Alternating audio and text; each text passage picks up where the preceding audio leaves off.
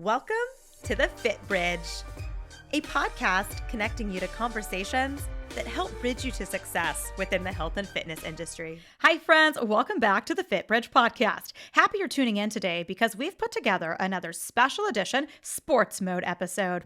As always, I'm your host, RC Hahn, and today I have the privilege of chatting with Miss Brooklyn Boyars.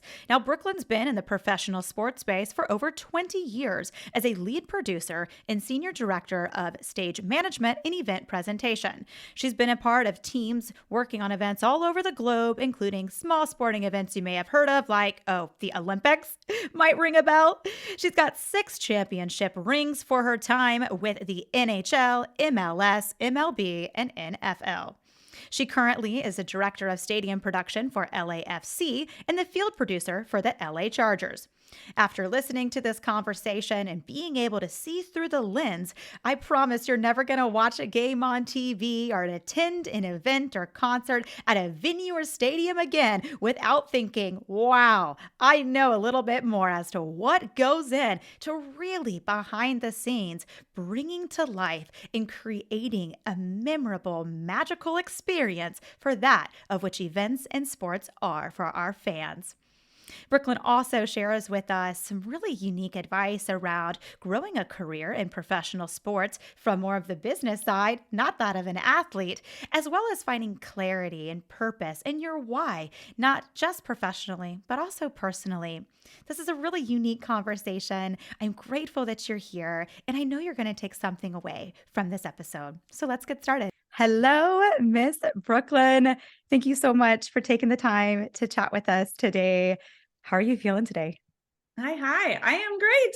Thank you for having me on. I'm excited to chat with you today. I'm stoked about it. This is such a really beautiful kind of full circle for the audience that isn't aware. We've been connected for over a decade now. Time flies. And you were actually one of my very first managers early in my career, as far as like a real job. So I don't think you knew it, but back in the day when we worked under you, we used to call you Boss Lady Boyars. So I'm telling you, everyone, I have firsthand experienced your high level of leadership, your mentorship. I just want to say thank you because you gave me some really, really neat opportunities at the beginning of my career that really transpired and led me on a path that probably is one of the reasons I'm sitting here today. So really, really cool just be able to have a conversation today and share some of your wisdom with our listeners. With that, yeah. What you to say. Thank you. Thank you. We are. And by the way, I'm sorry. I know I was always late every day for my job. I promise it's gotten better. I promise. 10 years later, I might still be late sometimes, but here nor there. This is the sports mode spinoff version. So we like to open up with a game. Now you've selected to play the icebreaker of Would You Rather? Yes. Ready to do some would you rather questions to break this ice? Yeah, lay it on me. For everyone who is not on the, oh my goodness, we don't know what we just got ourselves into. I have a book here. It has 1,000 would you rather questions. I opened it up to a random page. Looks like we're on page 43. And I'm just going to rattle some off. Rapid fire. Would you rather eat dessert for a year or not eat any dessert ever again? Ooh, dessert for a year. Yeah, good choice. I mean, let's live our lives. Let's be happy. Yeah. We'll have stomach aches, but we'll get to eat dessert. Would you rather have a tennis lesson from Serena Williams or a golf lesson from Tiger Woods? Tennis from Serena. Solid choice. Good work. Let's see if we can get Serena to make that happen. Anyone out there, connections? Let's get Brooklyn a tennis lesson. All right, couple more. Would you rather be a punk rocker or a pink pony? Punk rocker. That's what I'm talking about, sister. Yeah. I knew the answer to that one. Love it. And last one, let's see here. Would you rather live in a glass house with no blinds or a house with no windows? A glass house with no blinds, because no windows means creepy crawlers can get in, and I don't like the creepy crawlers. So So either the creepers are outside peeking in with the no blinds, or the creepy crawlers are inside. Either way, there's some creepers and some crawlers. I can put up some, I don't know, pipe and drape or You Yeah, there know, was. green and shade, something. I don't know. and you love to travel. We know that. And we're going to chat about that a little bit at the end for some of the fun topics here. But you could have that all glass house somewhere beautiful Yes, with a view. yes, You'd want yes, that, right? yes, 1000%.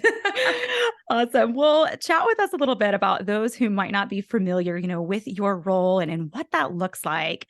What are the daily responsibilities? What is someone as yourself continuously, doing and operating for your position? Yeah. I mean, in my current role, right, I kind of have a dual role, right? I straddle two worlds. And so on the stadium side, right, stadium operations, I'm responsible for overseeing all of the AV and tech in the building, right? So anytime a special event comes in and needs TVs or to use the video displays or audio or whatever else, right? We're taking care of that. So special events, concerts, big ticketed events, et cetera, and game days, right? Also coordinating with broadcast and all that kind of thing. On the other half of my world is game presentation and entertainment with Los Angeles Football Club, right? So that's more traditional, like when you go to a game and you see all the stuff on the video boards, the music, any special effects, performers, talent, etc. That's my day to day in that side. And I'm our lead producer, so I'm up in the control room with a headset on, show calling the experience for each game day. And yeah, so it's an interesting little world. And I would say my day to day is never the same, which makes it great. It's also a challenge, but I kind of bounce back and forth and spin a lot of plates on both sides on the daily, basically. Yeah, there's a lot of things that go into that. I think that's really interesting for the general audience viewing a game or attending an experience like a concert or things. We just kind of go, we absorb, we enjoy, we have a great time. But on that back end, I mean, those operating rooms, like you talked about, and calling the shots, there's thousands, probably more than thousands of lights and triggers to pull and push and talk to at the exact right time to put on that even I follow you or we're friends, on Instagram and other, platforms and such. And it's like, I've seen the backstage just for what it took to make a 30-second firework display go off, like all of the moving pieces for something that we might take for granted from the kind of consumer or fan side. Really, really interesting the inner workings on that. How did you get started in a career with, game entertainment and production? Was that something you always wanted to do or just kind of fall into it? Talk with us a little bit about how you ended up where you are today. Yeah, I always say on accident. I didn't have any intent to work in sports as a career, right? Like growing up, sports, I was always a hockey fan, an LA Kings fan, college football, et cetera, right? So I just enjoyed sports, right? That was what I like to watch on TV and go to live and whatever else, right? My path was academia, right? Like I was working on my bachelor's, working on my master's, all of which are in film and media studies. And my mindset was that I wanted to, get my PhD and teach college level film and media studies and film philosophy, that kind of thing. And while in the middle of my master's program, actually before that, right? I mean, I always worked in events, live events, doing, booking DJs and lighting and talent for weddings and corporate events and whatever else. That just happened to be what my job was. And while in my master's program, I actually had a part-time job working for the Anaheim Ducks on their promo team, right? And it was sort of one of those, like I was at a hockey game, saw the ad for it. I was like, yeah, sure, I could try this, right? And from there, it kind of snowballed, right? I started to learn the inner workings. I actually felt a little bit naive, right? Because again, my background are in film and television and live event production. And I think I never put two and two together that, hey, like you said, when you go to a sporting event, there are people like in a TV truck, like in a whatever, calling this experience, right? And it's literally a bridge between the worlds. And so I just sort of like worked my way up in that side without really meaning to. And next thing, fast forward 20 years down the line, I've grown through the ranks and kind of ascended into both worlds, whether it be entertainment, production, et cetera. So kind of by accident, but in a weird way, sort of all of my little background in terms of careers I'd already been working in, et cetera, sort of all came together in a weird way to fuse to get me to exactly where I'm at. So I didn't have the purpose in mind, but maybe the universe did, because I feel like everything I was doing prepared me ultimately for what I've been doing this last couple decades. Absolutely. And you're by far the best to do it. I've seen the work firsthand. I do think there's, like you mentioned, there's those synergies that maybe at the beginning you wouldn't recognize, but then as you fell into those seats, you're like, wow, what I learned over here actually is applicable in Yeah. this role. And there is a lot of similarities for your skill sets there. Really neat. Yeah. And what would you be doing if you weren't doing what you're doing today? I'm talking like alternate universe, not even maybe the same person, double doppelganger you. What does that Brooklyn do? Are you like a chef? Are you what's a different occupation you would do? Besides being like permanently retired and just traveling the world and not working at all. I think Best answer yet. right. Alternate universe Brooklyn is definitely a lighting designer for like a major rock band, right? Like Nine Inch Nails or the Foo Fighters or Guns N' Roses. Like I'm off designing the lighting for all of their tours and their shows. That's alternate universe Brooklyn. Fun. I don't even think that's alternate universe. I think that's just next phase, next chapter of your career path there. Totally see you doing that. Can't wait to be at some of those concerts in the mosh pit, like just reaching out, loving the lighting that's going on. Speaking of concerts and other fun events, I'm sure you have just an abundance of memories and highlights that come to mind. I mean, just from the sports side, you've been involved in, what is it, 5 championship teams? I've lost count. I know. Well, with the LAFC just won a couple months ago, so now it's 6. Oh, 6, ladies and gentlemen. She's running out of championship fingers to put rings on. Okay, we're 6 championships from the sports side, probably an endless amount of incredible concerts and performances that you've been at. What are some highlight moments that really stand out to you in your career that when you think of like, wow, I got to do that or see that, experience that's front of mind? Yeah. I mean, well, obviously the championships, right? I mean, like that's why all of us who play sports, work in sports, et cetera, that's what you're playing for, right? So to get the opportunity to win any, let alone 6, like even I sometimes, it's like, my goodness, like what kind of karma's coming back around that I got to deserve this, right? Because I know, I've known many people who are so great in this industry, and they are people I look to as mentors, and some have maybe never won at all, right? And they've worked in this business for a very long time. So I do recognize how incredibly fortunate I am to have seen that many championships in that short of a time. And fun fact, even more rare, and I'm sure I should be like buying a lottery ticket because of this, but all of those were at home, right? So getting to experience those in front of your home audience, your home crowd, like all 6 of them were that way. And that never happens, right? So that's incredibly great as well. So all of those, and I would say of those, right, the first one, I grew up a Kings fan. So when the Kings won in 2012, right, that was their first Stanley Cup. I was maybe one of 2 staff members that weren't part of the actual team on the ice when they brought the Stanley Cup out. And it was just, that was, you rewind back in time to the 11-year-old kid who grew up, or 9-year-old kid who grew up watching hockey, and here you are standing in this moment. So I think that was special.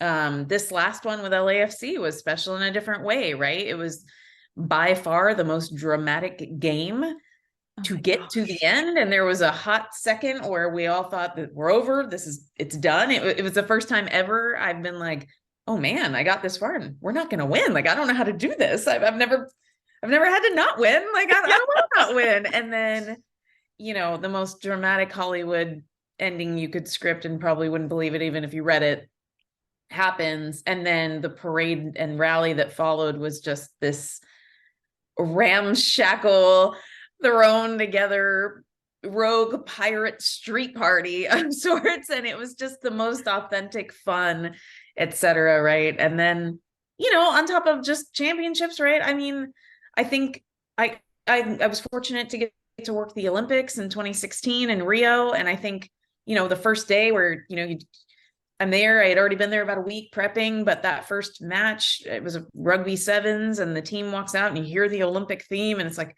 oh man, like I'm really here. Like, this is crazy. I'm in another country, getting to direct at the Olympics, right? With how many eyeballs on this. So that, and I would say another one, I grew up watching hockey. Bob Miller was, legendary play-by-play announcer for the LA Kings for 40 years. And I was fortunate, to become friends with him over the years working there. But got to handle his retirement game and his final game, as well as retiring his banner to the rafters. And that was pretty special as well, just on a personal level, right? Because it's like, that was honestly my bridge into sports, walking in from school one day when I was a kid, turning on the TV, hearing the play-by-play and just learning the sport through watching the games and listening to Bob. So kind of coming full circle and being a part of putting together his retirement and, his banner raising was pretty special. So those are the key highlights, I suppose. Yeah, those are some really beautiful moments. Thanks for sharing those. The Olympics, I mean, that one, all of them are just, I'm sure we could be on a 3-hour long podcast of all the really neat experiences you've been able to witness. Elaborate a tad on how that looks different, from your position on the operations and strategic side and production, versus maybe the athlete, right? I feel like that moment when the buzzer goes off and they are the winners. How does that look for you in your role in next steps versus what it might for the athlete? Yeah, sure. So, I mean, well, athletes train their whole careers for that, right? That's what they do. They train physically, mentally, et cetera, to go out and perform. And so for them, and it's all about the team, right? Team sports, like you can't do it on your own, et cetera, right? So in that moment, it's just pure elation, right? It's that culmination. It's a little like that on the business side, although I will say differently, specifically for game presentation, right? It's like you get this moment to take it in, like, and I mean a moment, like 2.5 seconds before you have to lock in and focus, right? Because again, everybody else is celebrating. The guests are celebrating. The team is celebrating. Front office, everybody's going nuts. But our job in that moment is to continue the show, right? So there's music that's got to be played. There's maybe confetti being fired off or streamers. TV is trying to coordinate the trophy presentation. So you're on a headset with in-house. You're still shooting cameras and putting content out to the video displays. You're trying to get coordinated with TV so that they can cover the trophy ceremony and make sure that the commissioner and all these people are out there. If there's a red carpet or if there's a set piece or pyro or whatever that goes with it, right? So literally you get like a quick celebration and then you got to like laser focus in, because really in that moment, it's about putting on the experience for everybody else, right? And so that's the, I guess the other side of the coin, right? Is yes, I've gotten to experience all of those, but really it's like, I almost get to experience it in hindsight, because in the moment it's timing and voices in your headset, maybe multiple at that point, and logistics and coordination, right? And then inevitably I go back and I'll watch a replay on TV, or I see stuff on social media or whatever, and it's like you then get to kind of relive, like, oh yeah, that happened, oh yeah, that happened, right? So that's I would say the key difference in those kind of celebratory moments, right? I have an amazing photo from I think it's the 2014 Stanley Cup with the LA Kings, where me and my boss at the time, right? Like it's kind of a wide shot and you can see like the control room in the background. You can see some of the fans in the rows in front of us in the seats, and everybody's losing their minds. They're cheering, arms up, hugging each other, whatever else. And my boss and I are literally the only two people like staring straight at the ice with our headsets on with this like game face on.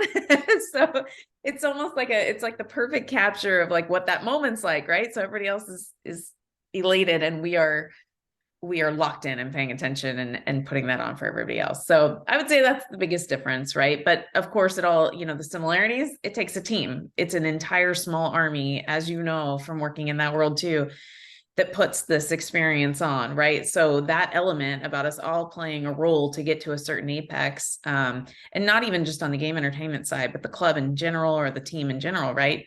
It takes every department, every person to contribute to getting to that point. It's just in a different way. Yeah, I mean, I like that you brought that up. It really does take every single department, right, to bring together that experience.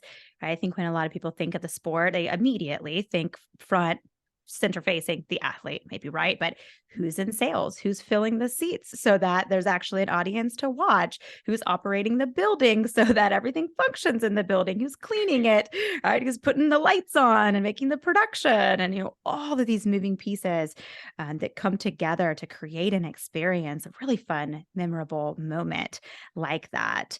Would you say, I mean, with every position, as fun as your role sounds, I'm sure it has its challenging moments. What would you say is, a challenging piece of your position?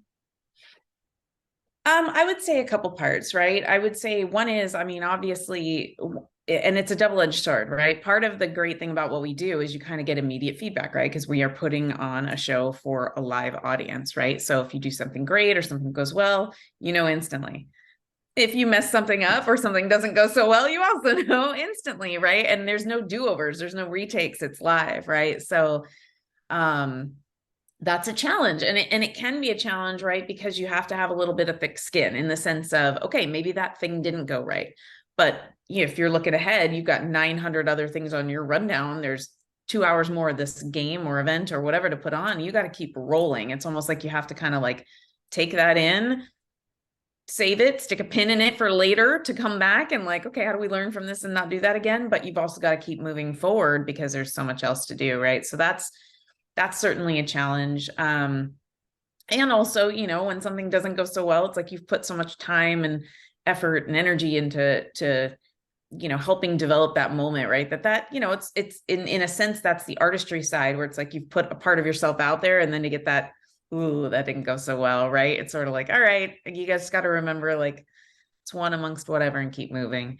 I would say the other challenge, specific to and a lot of industries, but very specific to the sports industry in general and the stadium, like venue operation side, is the schedule, like without a doubt, right? Like it's a world a lot of people in a lot of other industries don't really understand, right? A lot of my friends are teachers or work in, the corporate sectors and whatever. And it's like the concept of, what do you mean you can't go to X or Y or Z? Or what do you mean, like, whatever, right? Because the schedule can be very challenging. And on the sports side, you're at the mercy of whenever the games are scheduled, particularly when you work in game presentation or entertainment, right? It's like, those are the days you have to be there. So your calendar year is on lock as soon as that thing comes out. And you also know there's going to be events and things that pop up, and it's a grueling schedule, long hours, long days, right? Like it's just sort of part of the business. And then on the venue side, right? Same thing. It's an evolving, ever-changing, moving target of a schedule, right? And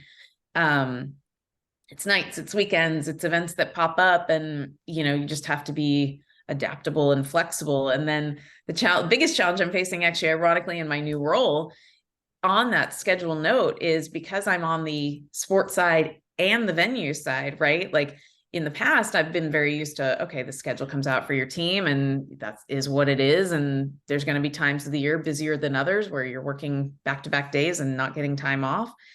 But you also have gaps, right? It's like, oh, they're on the road for however long. So that's my little breathing room time, right? Well, the venue side, they see the gaps as opportunities to book other events that aren't sports, right? And so straddling both worlds right now, right? It's a little bit of like, okay, here's all the games, here's all the events. When's the breathing room time? Because if you're doing all the above, there really isn't any, right? And so it's a challenge, but at the same time, if, I'm surrounded by a great team of people and, an organization that really believes heavily in having balance and making time where you need to. And that's been helpful with mitigating some of those challenges. Good. Yeah, it's definitely always about the people. I feel in any role, any occupation that you have, is who you're around and that support and making it enjoyable. On those long days, they don't seem as grueling. And I think to mention too, it's like, okay, yeah, other industries might pull a 15-hour day. I mean, you're talking extreme stimulus on all levels. You're not sitting at a desk for 15 hours. You've got lights and sounds and smells. And I mean, you've got every sensory on bombardment full-fledged 110% coming at you for that shift. What advice would you lend to someone listening who might be finding this appealing? You know, hey, I like a busy schedule. I want to do that. I want to work in sports or for an arena or some facet of that. What advice would you give someone who's interested in working in the professional sports space? Yeah, I think maybe two things, right? Like first and foremost would be why? Like, why do you think you want to work in sports or for a venue or whatever else, right? Because it's like, what I find, especially with younger folks coming into the industry, right? It's like, oh, you work in sports. That's so fun. I love sports. You get to see all the games and be at all the things and blah, blah, blah. And it's like, I'm going to hang out with the athletes. I'm going to be right, right. And, and what I try to remind people of is like, that might be what it seems like on the outside, but it's really not. It's actually the opposite, right? Like, yes, I see the games sort of, right? But like, I'm not watching the game closely. I'm watching the game and 100 other things and whatever else. And I can't get too invested in the game because I've got to keep my eye and ear on, the 360-degree other elements. Right. And, you're not cracking a beer, just sitting watching the play-by-play go down. Is that not what you're doing in the box up there?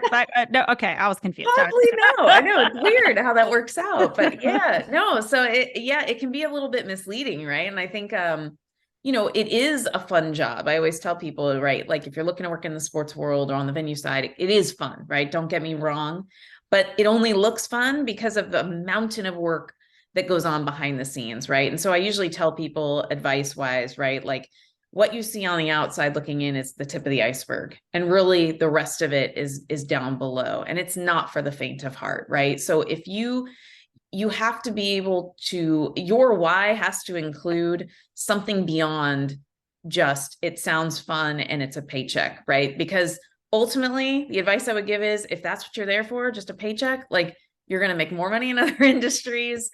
You're going to have more work-life balance in other industries. What you really get from working in sports or venue operations, et cetera, is it's those sort of moments that might not matter to some people, but they're the little nuggets that for someone who does love sports or who does love live events, right? It's like those things that are, non-monetary, et cetera, that you get to be a part of, right? It's like, I got to be on the ice for the Stanley Cup. I got to call those shows. I got to travel to Rio to be at the Olympics, right? I've gotten to produce games all over the world, right? And it's like, yeah, those were grueling in the moment, right? But it was also cool to look back and be like, oh, the first 2 games the NHL ever played in China, I produced those, right? And so it's sort of like those little, it's like you just have to, my advice would be, if those types of things matter to you, those are the things that are going to carry you through. If it's a paycheck, seek another industry because you will burn out very fast in this one, right? And I would say the second piece of advice I would give is just to be a little bit tenacious about clarity about what you're trying to achieve and honesty with yourself about whether or not that schedule is really what you want, right? I think a lot of people look at it like, oh yeah, I could do that. That's easy, right? Like I love being busy and crazy for whatever. And it's like, it's not for the faint of heart. And honestly, depending upon the environment you're in, right? The culture of the organization you're within, that could be a fast track to burnout too, if you're not careful. So I think it would just be, have a lot of clarity about why you want to work in this field, what you're trying to get out of it, what's important to it. And I think if your answer includes something to the effect of, I want to be a part of those big moments, I want to help create experience for others because that gives me energy, then you're on the right path. Love that. I think that's great advice. And I really love the pinpoint of the why. I think that aligns with any industry and any job. If you're just doing something to collect a paycheck, it's like, are we really in the seat on the bus and in the role and path of our lives that is fulfilling? Like our vocation is where we spend, I don't know what the percent is, but I'm going to go with a large majority of our life, spent doing that occupation. So making sure you know why you're there. And I think we both agree that if you're in the right place and in the right industry, you will get a big paycheck because you're doing it for the right reason and the why behind it. It doesn't seem like work, no matter how grueling it is in any space. Yeah. Well, you're on a roll with the wisdom. I want to keep it flowing here. We ask every guest on the podcast two specific questions. The first one being our fiber foundations moment, where we've asked you to pre-select three words, which I know you have, and I've heard them. I know they're great ones, so I'm looking forward to elaborating on those. And these three words are what you feel would contribute to just success in general in life, personal, professional. So I'm going to pass it over to you. Which three words are you bringing to the table today, Brooklyn? I am bringing to the table motivation, determination, and clarity. Love it. Talk to us about those three and why they're important. Yeah. I think I'll break it down by, kind of professionally speaking, and then also like call it like wellness, like philosophically speaking, right? Love So, that. Yes.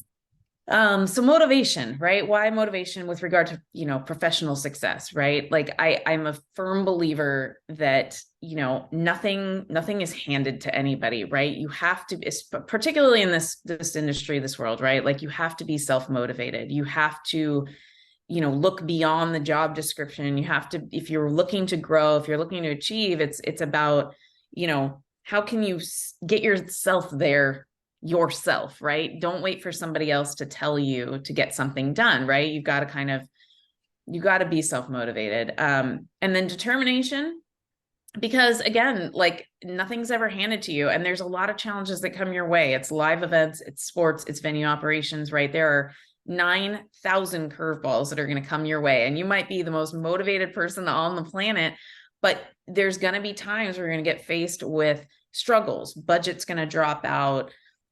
Staff is going to get sick, an event's going to cancel, or a worldwide pandemic is going to come up and shut the industry down, right? Like there's going to be things that come up that are out of your control. So how do you ground yourself in a solution-based mindset and then stay focused and determined to persevere no matter what the challenge is in front of you, right? And then clarity, on that same front in terms of professional aspiration, right? Or, professional success. I'm a firm believer that like you can be the most motivated and determined person in the world. But if you don't have clarity of vision, clarity of what you're trying to achieve, where are you trying to get to? What's the goal? What's the end game, right? What is your version of success? I feel like you have to have really strong clarity in what that is, at least in terms of generally speaking, right? I'm looking to ascend to this. I'm looking to get to that, right? Because that clarity of vision then drives the rest, right? It allows you to operate with intention in your career. It allows you to operate with intention. And it gives you and it will boost the motivation to remain determined, right? To get to wherever you're trying to be. So, that from a professional success standpoint, that's what I would say. As far as taking that more into the wellness land, right? Or just sort of personal vision of success, right? I think it's that balance, right? It's like remaining motivated, determined, and having clarity of vision about, and you kind of alluded to this, right? You said, how much time are we spending in our vocations, right? So if you're going to choose to spend that much time in a vocation, right, make sure it fits into your larger sphere of what you are motivated, determined, and clearly trying to accomplish in your world, right? Because if that's going to take up that much time and that's going to be your vehicle to get there, right, largely, at least financially, et cetera, then make sure that your paths align, so to speak. Yeah, really neat. I've written those down. We've all added them into our arsenal of words for our foundations. Really, really neat. Good to keep front in mind. I love the clarity piece as well. I think that's just a big component. If you don't know what you're doing, why you're doing it, why are you doing it? Let's create some clear pictures and clear goals very vividly, what it is that we want to do, who it is that we want to be, and every kind of dimension of the wellness that you spoke about. So I thank you for bringing that reminder up to us. I want to finish by asking what you wish you would have had known. If you could go back, you're looking at 18-year-old Brooklyn and you're like, hey, sis, here's the deal. Here's the steps you can skip. Like, here's the secret sauce. This is what you need to know now that you wish you would have had known. I think two things. I think the first would be like giving myself the okay emotionally, mentally, etc., to make mistakes and not feel bad about it, right? Like early on, I think in my career, I was afraid to make mistakes. It's like, oh, what's going to be the repercussions of this, right? Trying to whatever. And I think as I've aged, as I've gotten a little older and been in this journey for a long time now, right? I think my mindset of that has changed, where it's like, no, I'm not fearful to make mistakes. I'm fearful to not try, right? And mistakes are going to happen. They're only a problem if you don't learn from them, right? So give yourself the grace and the freedom to try, and you're going to make mistakes, but you're going to learn from those, and you're going to be a better person because of that. And I think if you can be honest with yourself and take accountability, right? Like when you make a mistake to others, right? Especially in a leadership position, right? We're not always going to get it right. I'm not always going to make the right decision. In fact, I'm going to make the wrong decision a lot of the time. But to be able to acknowledge that and say, that wasn't the right call, actually.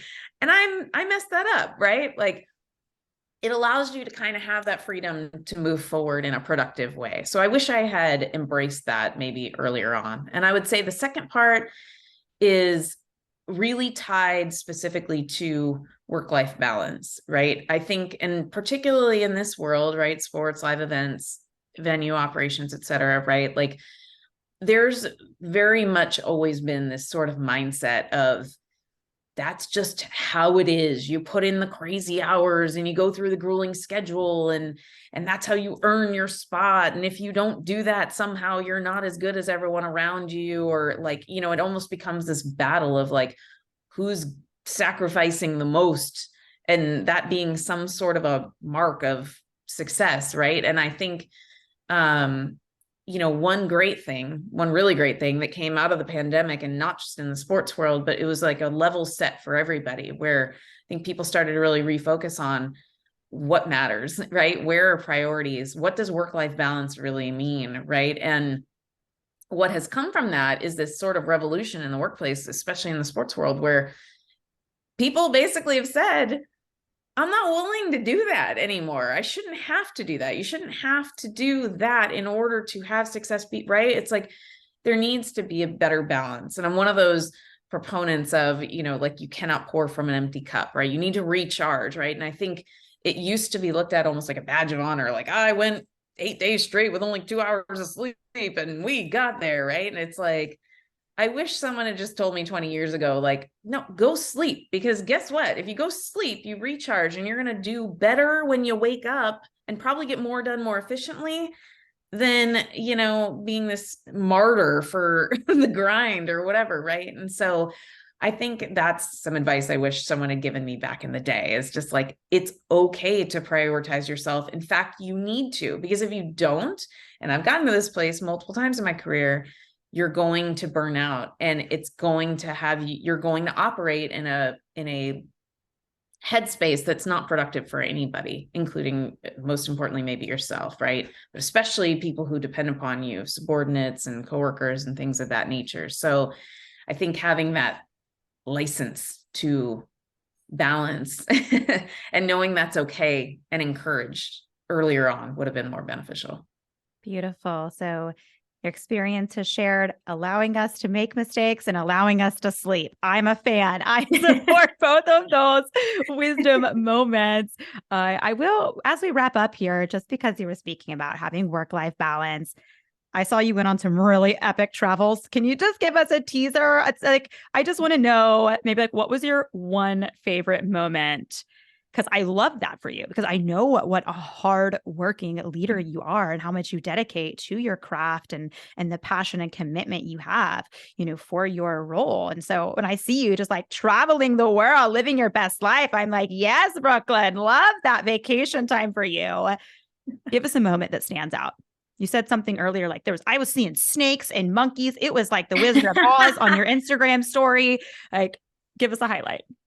I mean, it's hard to come up with just one, right? Because like you said, I do travel the world. So to come up with one amongst so many different places, but I'll give a recent one, I suppose. I just came back from 3 weeks in Costa Rica, where I got to see all over the country and just have some really incredible experiences. And what I will say is not necessarily one moment, but I would say the mindset shift that came out of there, right?